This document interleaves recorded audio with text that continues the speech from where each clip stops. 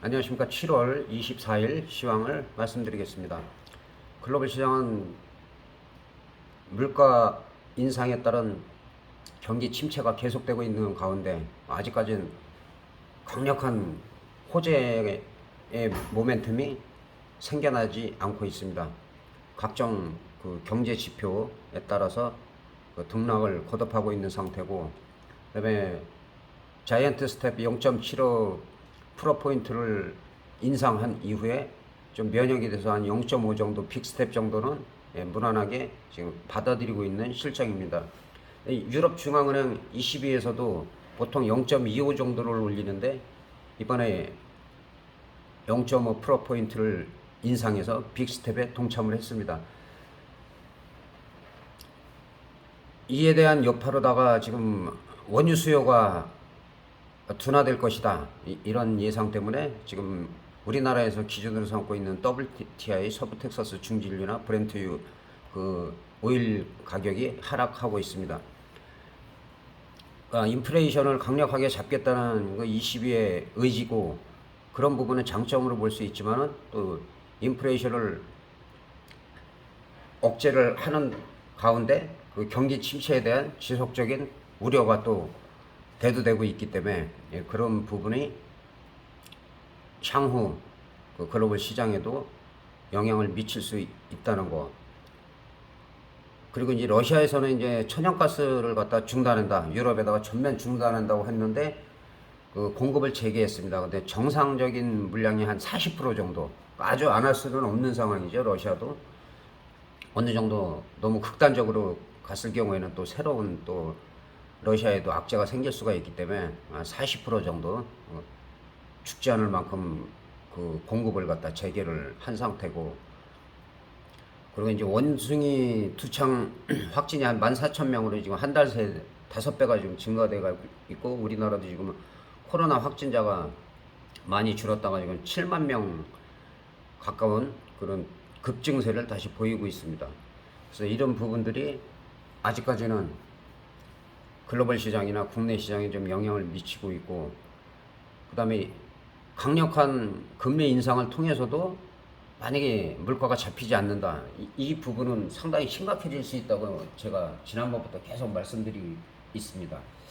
그런 부분이 좀 안정이 돼야지 우리 시장도 좀 분위기가 좀 살아날 수 있을 것 같습니다. 그러나 아직까지도 지금 원달러 환율 같은 경우가 지금 문제가 되는데 한 1,300원, 1,300원이 넘기 때문에 일단은 한 1,200원대 한 중반 정도까지도 지금 빠져줘야지 외국인들이 또 우리나라에서 좀 주식을 매수할 수 있는 그런 계기가 될 수가 있습니다. 근데 아직까지는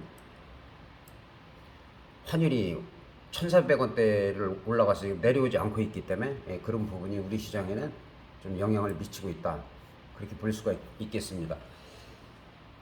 지난주 미국 시장 같은 경우는 이제 반등했죠. 반등하고 지난번에 일단 지지선이 29,000대 3만, 그 다음에 저항선을 제가 32,250 정도에 설정을 했는데 거의 이 부분까지 지금 가서 음봉이 나왔습니다. 음봉이 나오고, 이 음봉은 그렇게 나쁘지도 않고 눌리더라도 한 이 정도 한 3만 1,000대만 지켜지면은 또 다시 재상승할 수가 있고, 일단은 이 자리 위로 32,200 이상으로 올라갔을 때 그다음에 33,000을 볼 수가 있다. 근데 이 자리의 저항은 여기서 보는 바와 같이 좀 두터워요. 저항이. 그러니까 여기를 뚫었을 때 좀 강한 상승이 나올 수가 있는데, 그거는 여러 가지로 이제 러시아나 우크라이나 전쟁의 종식이라든지 휴전이라든지 그런 부분에 따른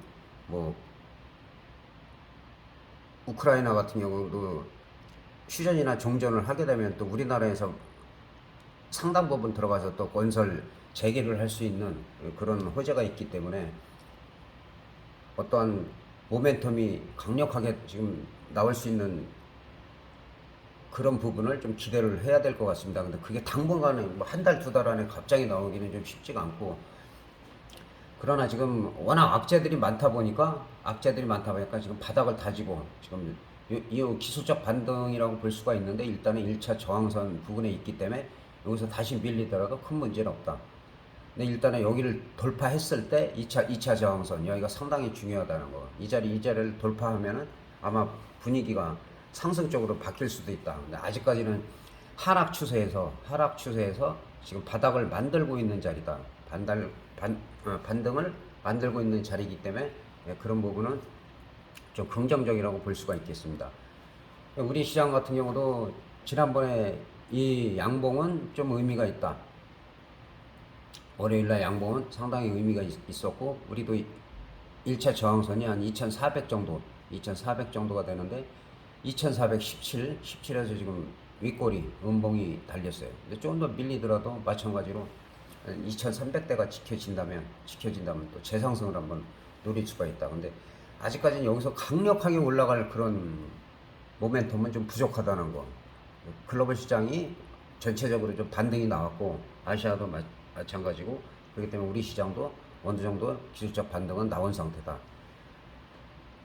다음 주가 일주일 정도가 7월달이 남았기 때문에 3분기 7, 8, 9월에서 7월보다는 한 8월, 9월 정도에 좀 어느 정도 2400을 돌파하는 그런 힘이 좀 나와주면은 10월, 11월, 12월에서 4, 4분기 정도에는 좀 상승을 기대할 수도 있는데, 더 이상의 악재가 안 나와야 됩니다. 지금 악재라는 모든 악재가 지금 다 나온 상태이기 때문에 추가적인 돌발 악재가 나온 여러 가지 악재가 맞물려서 퍼펙트 스톰에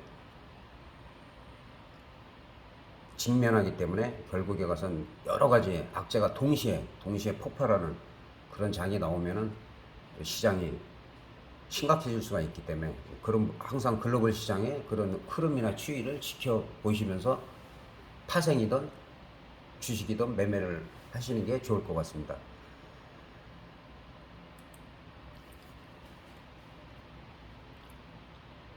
그리고 지난주 같은 경우는 이제 선물도 좀 많이 올라갔죠. 310에서 지금 한 320을 찍었다가 10포인트 정도 일주일에 찍었다가 지금 윗꼬리가 좀 달리긴 했지만은 이 저점에서 301 정도에서 상승을 했기 때문에 지금 어느 정도는 흐름이 좋은 흐름은 나왔어요. 그리고 지난번에 321 정도가 저항이다 그랬는데 거의 저항, 이건 비슷하죠. 우리 코스피 지수도 마찬가지고 다우 지수도 마찬가지고 1차 저항선 부근까지는 왔다. 여기서는 그러니까 너무 크게 밀리더라도 하여튼 지금 자리에서는 전 저점 304.5나 301.8 이 자리만 지켜지면은 그때는 또 다시 한번 추가 상승을 노릴 수가 있습니다. 그리고 320이나 제일 좋은 자리는 지난번에 말씀드린 이 자리 위로 올라가줘야지, 336 이상이 올라가야지 여기서 이제 모멘텀이 강력하게 나올 수가 있고, 최소한 한 329에서 330 정도, 이 정도의 안착이 돼야지만이 좀 추가 상승을 기대할 수가 있는 자리다.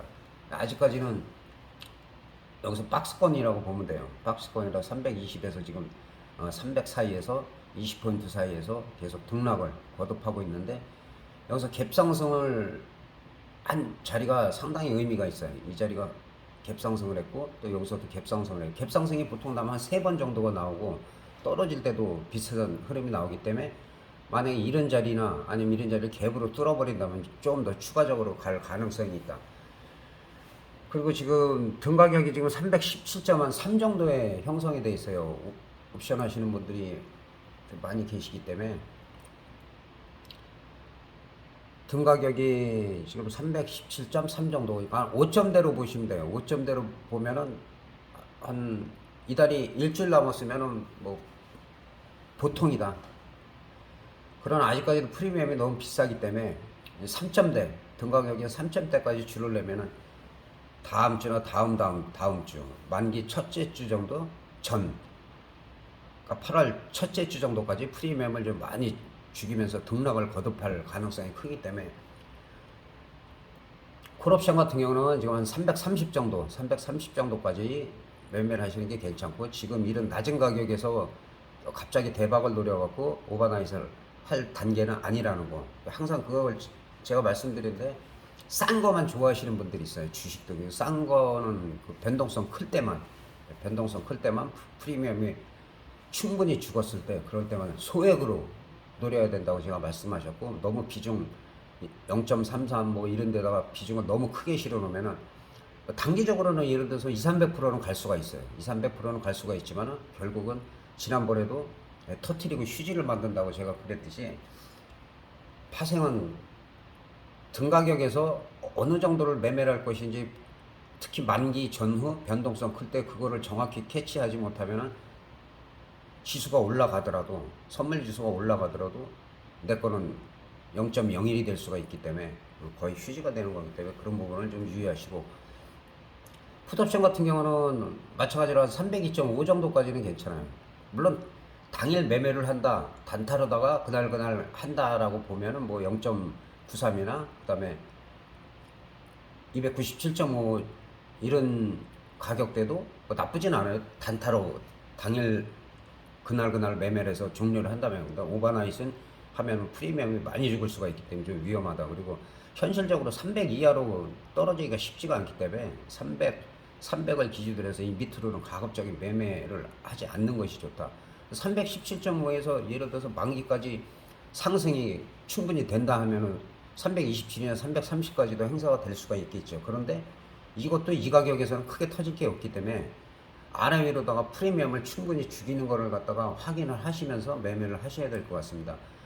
옵션 330을 갖다가 30분 봉으로 잠깐 보면은, 저점에서 지난번에 7월 중순 만기 그때로 해갖고 한 저점에서는 한 500% 정도 올라갔어요. 500% 정도 올라갔는데 지금 콜옵션이 살짝 눌리고 있는 상태죠. 그리고 아직까지는 콜옵션이 지난 7월 달에 좀 강했기 때문에 330 같은 경우는 다음 주도 마찬가지고 다다음 주까지도 이 저점 0.36이 지켜지느냐, 계속 하락해다 0.36이 이게 깨졌다 하면은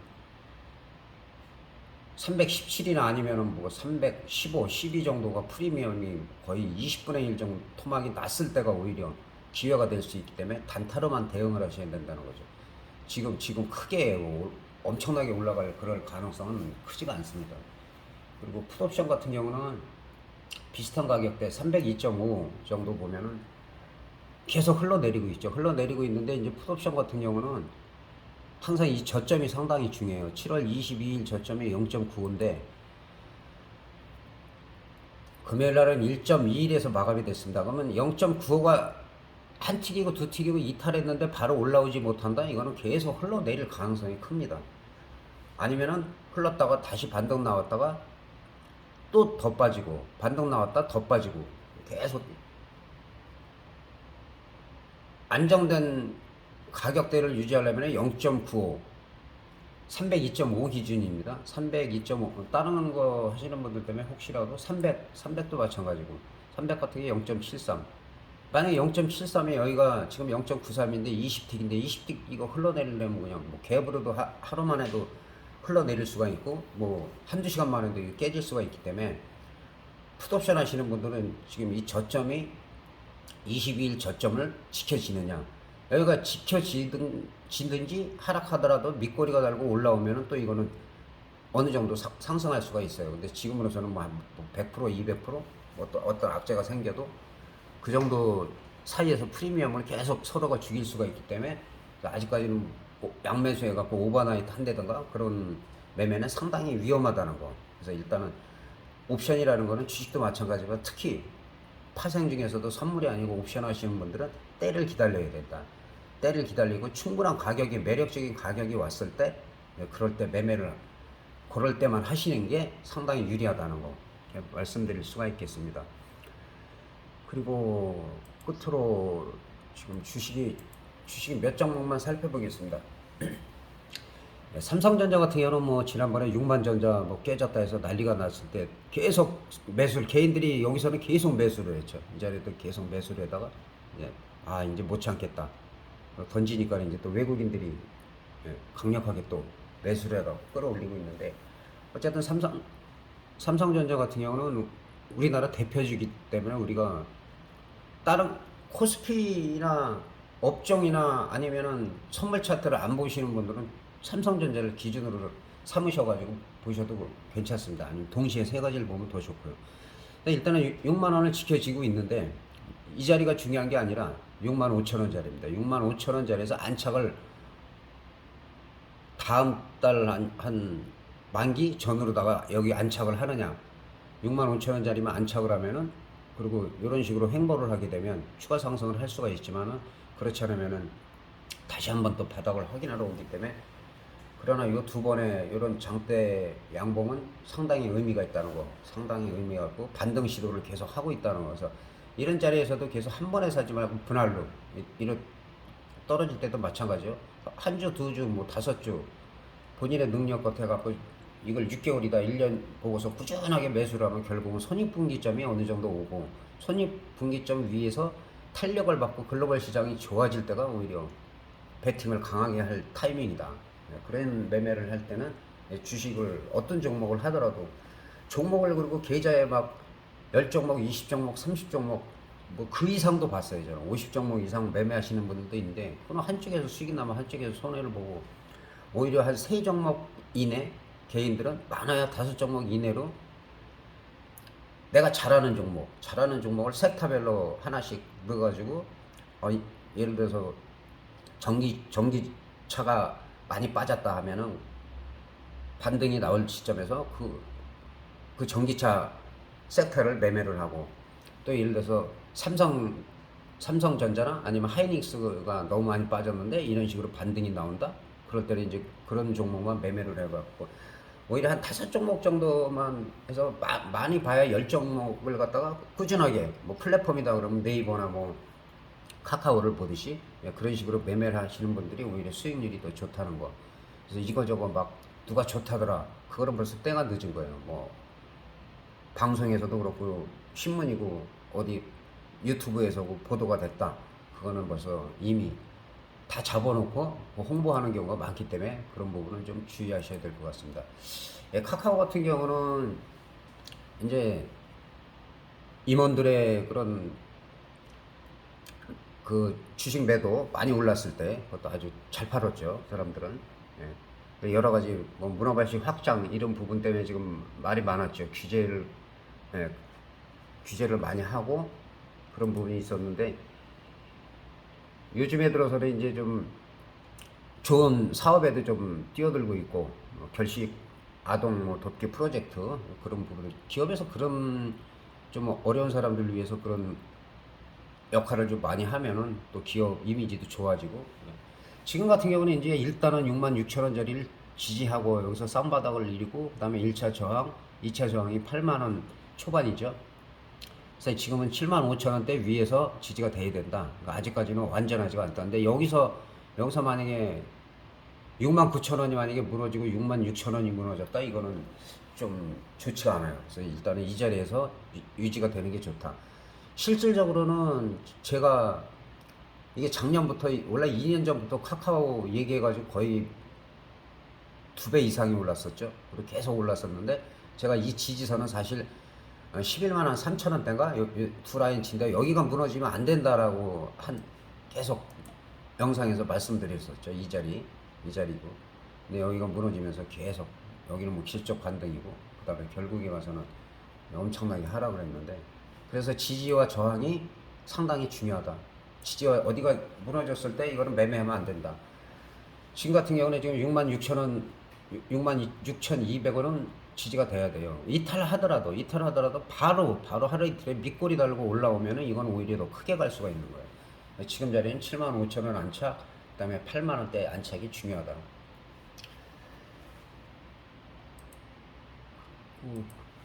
그리고 요즘같이 좀 힘든 상황에서도 지금 반등 시도를 계속 노리고 있는 게, 현대차 같은 경우는 이제 좀 감세를 많이 받았죠. 감세를 미국에서